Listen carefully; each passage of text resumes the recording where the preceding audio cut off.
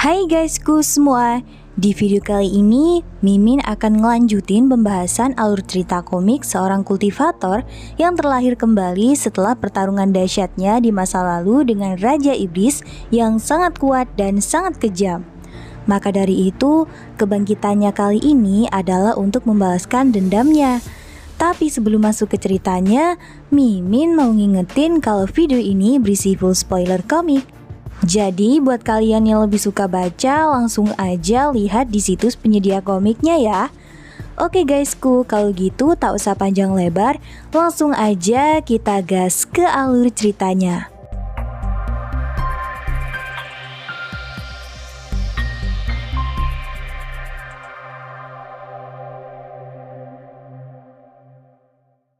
Setelah kemenangan Jeonma di 2 pertandingan kemarin, kali ini terlihat beberapa murid sedang membicarakannya.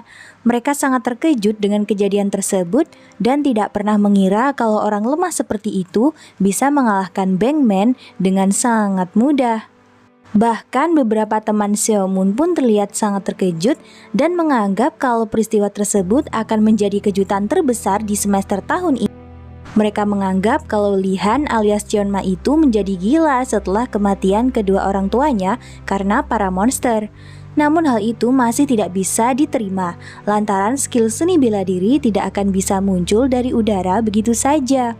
Salah satu teman Seomun yang lain menganggap kalau anak itu pasti telah menyewa penyihir profesional agar merapal mantra supaya ia menjadi kuat. Kendati demikian, Jong Cheon tiba-tiba kembali ikut campur.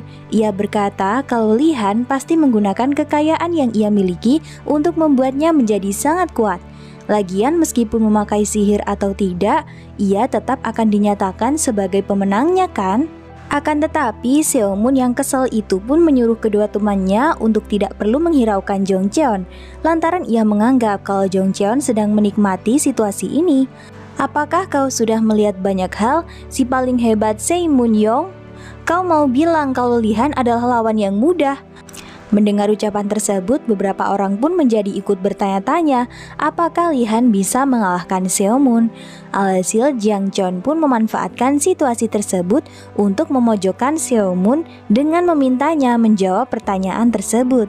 Sontak dengan wajah yang semakin marah, Seomun pun bertanya apakah Jong Cheon sedang berusaha untuk memancingnya. Wow, tenanglah, aku bilang begini karena teman sekelas kita berkata bahwa mereka tidak melihat gerakan Lihan, kata Jong Cheon. Ia juga tidak bisa melihat bagaimana Lihan alias Jeonma bisa mengalahkan Bangman. Karena itu ia sangat penasaran apakah penerus keluarga Seomun bisa melihat apa yang dilakukan Lihan. Seomun pun bangkit dari tempat duduknya sembari berkata kalau sebentar lagi akan diadakan ujian performa yang mana mereka akan dikelompokkan untuk berburu monster. Seomun pun berniat untuk menunjukkan seberapa jauh levelnya dengan Lihan. Akan aku tunjukkan pada kalian, dia tak akan pernah naik daun. Aku akan hancurkan dia dan akan membuatnya tak dapat bermimpi lagi, kata Seomun. Alhasil beberapa teman yang berada di pihak Seomun pun berniat untuk membantunya. Namun Jong Cheon berpikir kalau Seomun mengambil keputusan yang salah. Jong Cheon menganggap kalau sifat sombong Seomun adalah akibat dari ia yang berada di peringkat pertama kelas seni bela diri. Akan tetapi dari reaksi itu, Jong Cheon berasumsi kalau Seomun Yong juga tidak dapat melihat gerakan Lihan. Jong Cheon pun sangat penasaran apakah Seomun bisa mengalahkan Lihan seperti ucapannya, atau Lihan alias Jeonma yang dapat mengembalikan keadaan. Namun semua yang terjadi nantinya akan menyenangkan dan berguna bagi dirinya. Sementara itu, Jeonma dan Sojin sedang berada di kantin akademi. Di sana Sojin terlihat sangat terkejut melihat nafsu makan sahabatnya itu. Sojin pun terus mengajaknya untuk segera kembali ke kelas mereka. Akan tetapi Jeonma malah tidak peduli dan terus melahap makanannya. Karena nafsu makan yang terlalu tinggi, Sojin pun menganggap kalau sahabatnya itu sudah tidak makan dari kemarin. Ketika Cheonma menawarkan makanannya, Sojin pun menolak dan menyuruh sahabatnya itu agar cepat menghabiskan makanannya. Rupanya Cheonma menjadi seperti ini lantaran di masa lalu ia terus menghabiskan hidupnya dengan bertarung dan berlatih tanpa merasakan enaknya makanan yang ada di dunia. Ia pun berpikir kalau kehidupan yang ia lalui sebelumnya sangatlah membosankan. Kendati demikian, Sojin terlihat semakin khawatir lantaran sebentar lagi di kelas seni bela diri akan diadakan ujian performa. Namun karena Cheonma tidak paham dengan ujian itu, Sojin pun berkata kalau di ujian tersebut para murid akan membentuk sebuah kelompok untuk menangkap monster dan kegiatan itu digunakan untuk menentukan nilai semester. Cheonma pun menganggap kalau hal itu sangatlah merepotkan lantaran mereka harus diwajibkan untuk membentuk kelompok karena masalah sepele seperti ini. Tentu saja, soalnya monsternya bukan monster biasa, bahkan ada siswa yang meninggal saat ujian performa, ucap Sojin. Akan tetapi Cheonma menganggap kalau kemungkinan mereka yang meninggal dalam ujian ini adalah murid yang lemah. Di saat yang sama, Cheonma juga bertanya dengan langkah yang akan diambil Sojin dalam ujian ini. Mengingat ia juga bisa terbunuh dalam ujian dengan skill seperti itu. Jika Sojin berpikir kalau ia akan bisa bertahan hanya dengan bekerja keras, Cheonma menyuruh agar ia menyerah sekarang. Lantaran ada beberapa hal yang tidak bisa dilakukan hanya dengan usaha sendiri. Mendengar ucapan tersebut tentunya membuat Sojin menjadi kesal. Ia tidak menyangka kalau anak yang bulan lalu berada di bawah rantai makanan bisa mengatakan hal seperti itu. Namun karena sahabatnya itu saat ini sangatlah kuat, ia sebagai orang yang lemah tidak akan bisa membantah kata-katanya. Ketika Sojin bertanya apa yang seharusnya ia lakukan, Lihan malah mengatakan semua kelemahan Sojin dan menyuruhnya untuk menyerah sekarang juga. Tapi Lihan menambahkan, jika Sojin berusaha hingga titik darah penghabisan dan merubah dirinya untuk mencapai pencerahan, mungkin Sojin bisa bertahan. Sontak, Sojin pun sangat tertarik dengan kondisi pencerahan yang dimaksud oleh sahabatnya itu. Iya, kondisi tidak penting yang hanya berguna untuk menjaga tubuh diri sendiri. Itulah tingkatanmu, ucap Cheonma. Karena Cheonma tahu kalau Sojin tidak bisa menggunakan sihir, ia pun bertanya tentang keahlian Sojin. Sojin pun berkata kalau ia telah membaca banyak buku melebihi siapapun. Alhasil Cheonma pun mengingat kembali kalau di dunia ini banyak senjata suci yang fungsi dan cara menggunakannya sangat berguna untuk diketahui. Cheonma pun menyuruh Sojin untuk mengingat semua yang ia pelajari dan jika situasinya memadai, ia akan mengajak Sojin pergi bersamanya. Meskipun Sojin masih bimbang dengan semua yang dikatakan oleh sahabatnya itu, namun karena Lihan alias Cheonma adalah sahabat satu-satunya, Sojin pun akhirnya memutuskan untuk percaya. Dengan wajah yang sangat bersemangat, Sojin pun berkata bahwa meskipun ia lemah dan amatir, namun ia akan berusaha sebaik mungkin.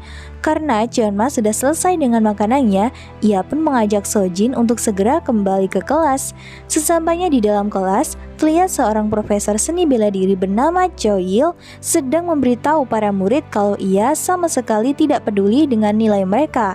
Lantaran ia berpikir hanya yang kuat yang akan bertahan dan yang lemah akan mati. Ia menambahkan kalau semua murid yang ikut di ujian semester 1 akan diperintahkan untuk menangkap monster. Ini adalah metode evaluasi turun-temurun, jadi kami tidak akan menerima keluhan apapun, ucap sang profesor. Rupanya di ujian kali ini para murid akan diperintahkan untuk menangkap monster Gorgil.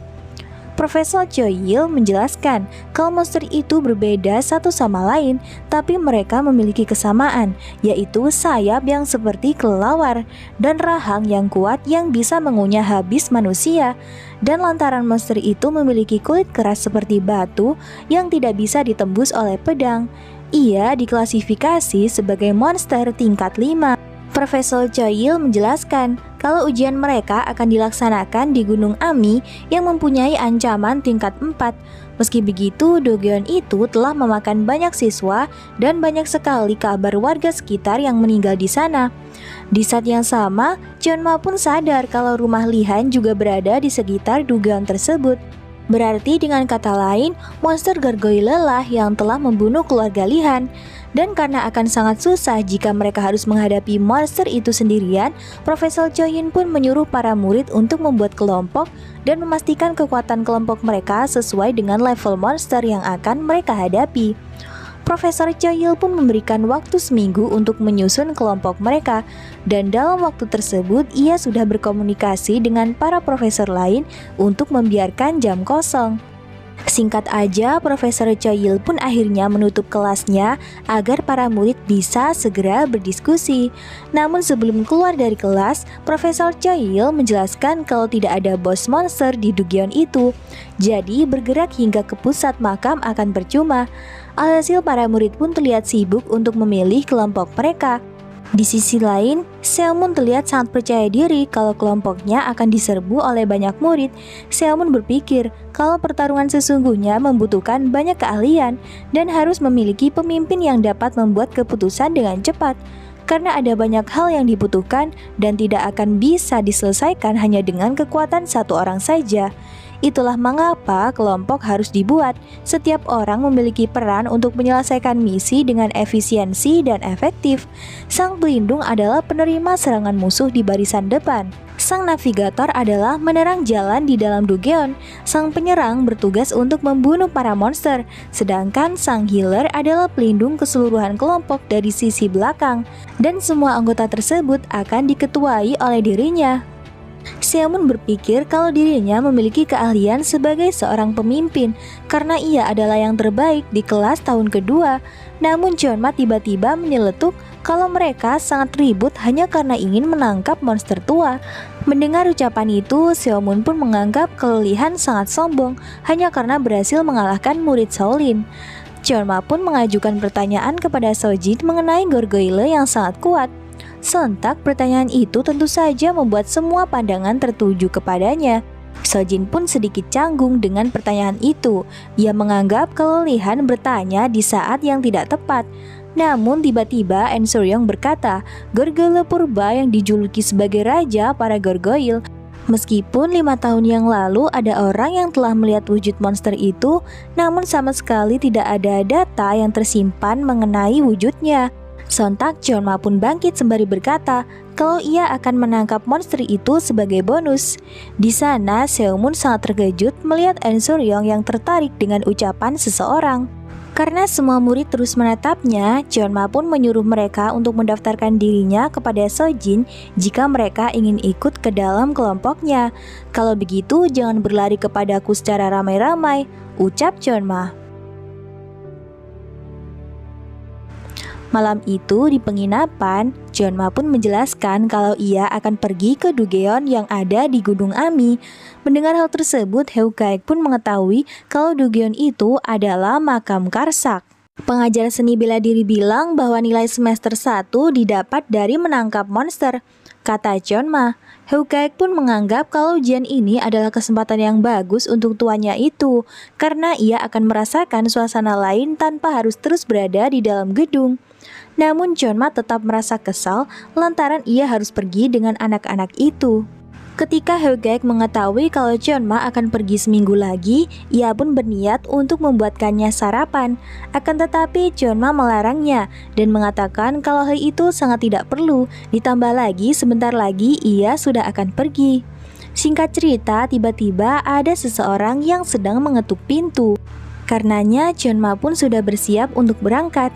Namun sebelum meninggalkan tempat itu, Jeonma berpesan agar Heugaek tidak bermalas-malasan dan terus berlatih, mengingat tidak akan mudah mempelajari seni iblis Reman Blood. Dan pada akhirnya menjadi kuat adalah satu-satunya jalan untuk membuat iblis itu tunduk. Ketika Jeonma bertemu dengan Sojin, ia terkejut lantaran ada En Suryong dan Pili yang ingin masuk ke dalam tim mereka.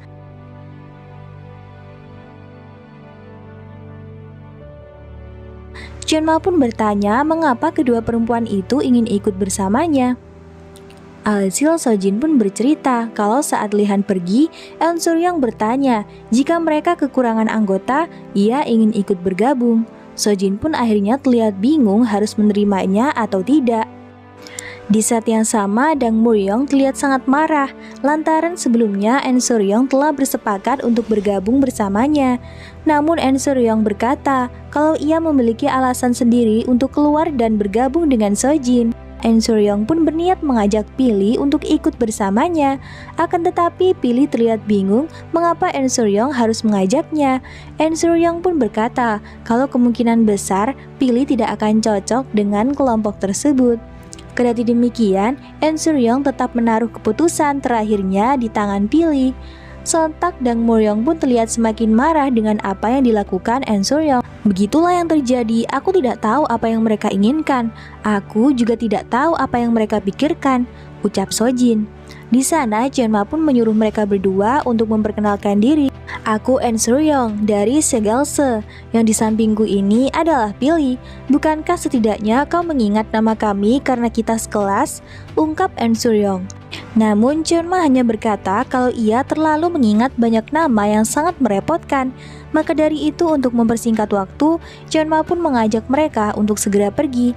Akan tetapi rupanya Sojin menyarankan agar mereka bersiap-siap terlebih dahulu sebelum ke Gunung Ami.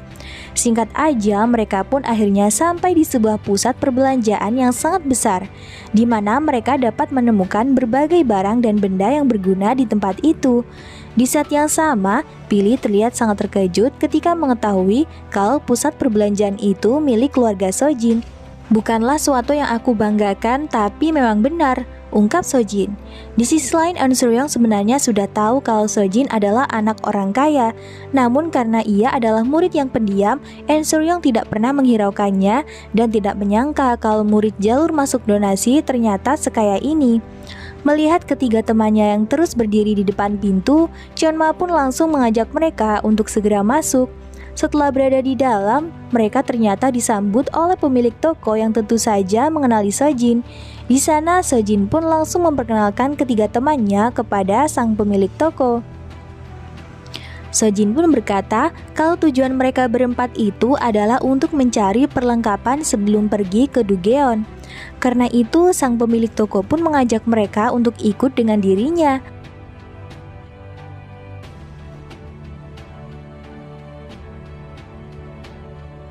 Nah, saat di perjalanan itu, Jeonma tanpa sengaja terlihat merasakan sesuatu yang aneh.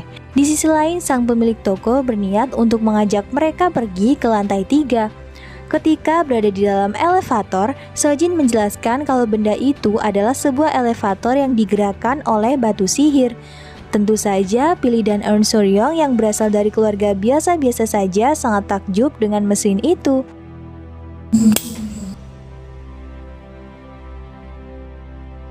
Singkat cerita, mereka pun telah sampai di ruangan tempat tersimpannya perlengkapan yang dibutuhkan saat masuk ke dalam Dugeon. Alhasil mereka semua pun pergi untuk melihat dan memilih benda yang akan dibawa. Di sana, Sojin pun mulai menjelaskan beberapa benda sihir kepada teman-temannya. Salah satunya adalah korek api yang dalam cerita ini digambarkan dengan benda pemancar cahaya dan bisa menggantikan obor. Sojin menjelaskan kalau benda kecil itu bisa digunakan kapan saja, aman digunakan karena bisa menyalakan api untuk waktu yang lama. Hade, padahal kalau di sini benda ini sangat amat mudah didapatkan dan juga sangat mudah hilang ya. Meski begitu, benda tersebut tidaklah item yang ditemukan di dalam Dugeon, melainkan hasil karya pengrajin dari keluarganya. Di sisi lain, Pili ternyata tertarik dengan sebuah busur dan sarung tangan panah yang ada di sana. Sojin pun sedikit terkejut, lantaran ia tidak tahu kalau Pili ternyata adalah seorang pemanah. Namun karena semua benda itu digunakan oleh pemanah senior, Sojin pun harus memastikan tekanan panah yang digunakan oleh Pili. Sontak Sojin pun sangat terkejut ketika mengetahui kalau tekanan panah yang biasa digunakan oleh Pili adalah 40 pound. Ketika Sojin ingin membicarakan hal ini kepada sahabatnya itu, mereka baru menyadari kalau Lihan sudah tidak ada di sana. Namun En Suryong mengira kalau anak itu mungkin sedang pergi ke toilet. Di saat yang sama, Jeonma ternyata sedang dalam perjalanan menyusuri lorong untuk mencari sumber aura yang membuatnya terkejut. Tak berselang lama, Jeonma pun bertemu dengan salah satu penjaga yang berusaha untuk menghalanginya. Akan tetapi, dengan sangat mudah, Jeonma berhasil mengalahkannya. Aku merasakan aura gelap setelah aku masuk ke pusat perbelanjaan ini, yang kemungkinan itu adalah aura sebuah monster, pikir Jeonma. Sesampainya di depan pintu, Cheonma melihat sebuah kertas yang bertuliskan larangan masuk tanpa izin. Namun karena Cheonma yang membacanya, ia nampak tak menghiraukan dan malah menghancurkan pintu itu. Cheonma pun berpikir kalau ia harus melihat sendiri apa sebenarnya aura yang sejak tadi mengganggunya ini. Akan tetapi setelah lama mencari, Cheonma ternyata masih belum menemukan benda yang ia cari. Cheonma berpikir kalau benda dengan kekuatan hitam itu memang ada. Pemilik toko tidak akan menyimpannya di tempat seperti ini. Sampai akhirnya Cheonma pun memeriksa sebuah dinding dan menemukan keanehan pada dinding itu. Namun ketika ia sedang mencari cara untuk membukanya, tiba-tiba muncul beberapa penjaga yang menemukan dirinya. Alhasil para penjaga itu pun akhirnya menyuruh Cheonma untuk menyerah lantaran keberadaannya telah diketahui. Di saat yang sama, salah satu dari penjaga itu menyadari kalau anak kecil yang ada di depan mereka adalah teman tuan muda Sojin. Karena itu mereka pun bertanya apakah Cheonma telah mendapatkan izin. Namun penjaga yang lain menyadari kalau anak kecil yang ada di depan mereka ini telah mendapatkan izin. Tidak mungkin ia sampai menghancurkan pintu masuk. Alhasil mereka pun dengan segera berlari dan bersiap untuk menangkap Cheonma. Cheonma yang melihat hal itu tentu saja tidak tinggal diam. Ia langsung menyerang mereka hingga terpental ke dinding. Ketika mendekati ketiga penjaga itu, Cheonma pun berniat untuk menghapus ingatan mereka. Namun ia terlihat sangat senang lantaran menemukan kunci untuk membuka dinding. Singkat aja, ketika Cheonma berhasil membuka dinding itu, ia dibuat sangat terkejut dengan benda yang mirip anak panah diselimuti aura kegelapan yang sangat pekat. Sebenarnya benda apa itu? Dan apakah Cheonma akan mengambilnya? Kita akan mengetahui di video pembahasan alur cerita komik ini part berikutnya. Jadi buat kalian yang udah nonton sampai akhir, Mimin ucapin terima kasih ya. Dan sampai jumpa di video-video selanjutnya. Dadah!